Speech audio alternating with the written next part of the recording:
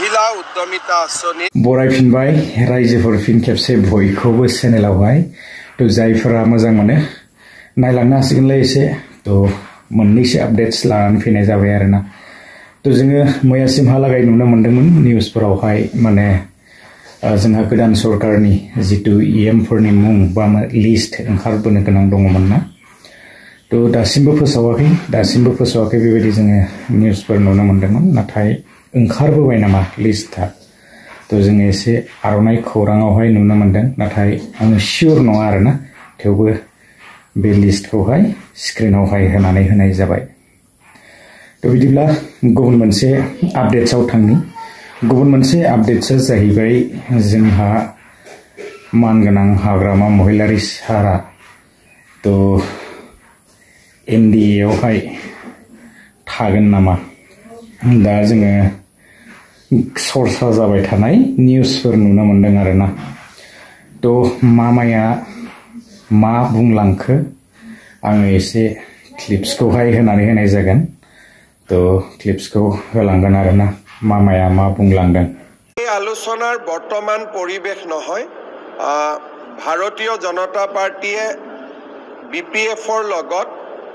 আমাৰ যি ৰাজনৈতিক আলাপ আলোচনা কৰিব লাগে তাক আমি কৰি আছো কিন্তু বৰ্তমান হাগ্ৰামা মহিলাৰীয়ে চৰকাৰ এখন গঠন কৰিছে চৰকাৰখন শক্তিশালী কৰিবৰ বাবে তেখেতক 30টা দিন 40টা দিনৰ প্ৰয়োজন আছে তেখেতসকলে ইতিমধ্যে তেখেতসকলৰ মনৰ ভাৱ প্ৰকাশ কৰিছে যে NDA-ত আমি আহিব বিচাৰো কিন্তু UPPL থাকিব নালাগে এই সিদ্ধান্তবিলাক সময়ত ৰাষ্ট্ৰীয় নেতৃত্বই গ্ৰহণ কৰিব বৰ্তমান আমি BPF চৰকাৰখন যাতে সফল হয় হাগ্ৰামা মহিলাৰী যাতে সফল হয় তাৰ বাবে আমি তেখেতক ভাৰতীয় জনতা পাৰ্টি আৰু অসম চৰকাৰ দুইটাই তেখেতক আমি সহযোগিতা আগবঢ়াই যাম बिदिब्ला आरोबाव गुबुन मोनसे आपडेट्सआवहाय थांदिनि गुबुन मोनसे आपडेट्सआ बेनो तो जोंहा उद्यमिता आसनि जितुनिखि जोङो आइजोफोरनोहाय बेबायदिनो 10,000 रां होगोन तो सरकारनिफ्राय गोबां दिन सिगांनिफ्रायनो मामाया फोसावबोखादोंमोन आरो बुंबोबाय थाखादोंमोन ना थिग बेबायदिनो दा मावलांगासिनो लासैब्लाबो आरोना सम लायै सरकारनि खामानिफोराहाय ना दा मामाया मैयाहाय जोङो निउसनि गेजेरजों नुनो मोनबावदों ओरै सिमेन्ट सापरि साइडआव ना बेबायदिनो आरोबाव माने बेवहाय होनो आरम्भ खालामनाय आरोना जेराव माने 10,000 बेखौहाय होनो थाखाय थांखि लादों तो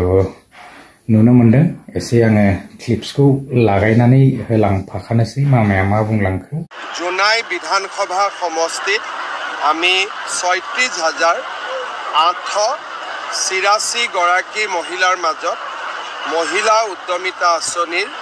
প্ৰথম কিস্তিৰ ধন মুকলি কৰি দিলোঁ এই টকাৰ সৎব্যৱহাৰ হ'লে পৰৱৰ্তী কিস্তি হিচাপে আইমাতৃসকলে 25,000 টকা লাভ কৰিব আৰু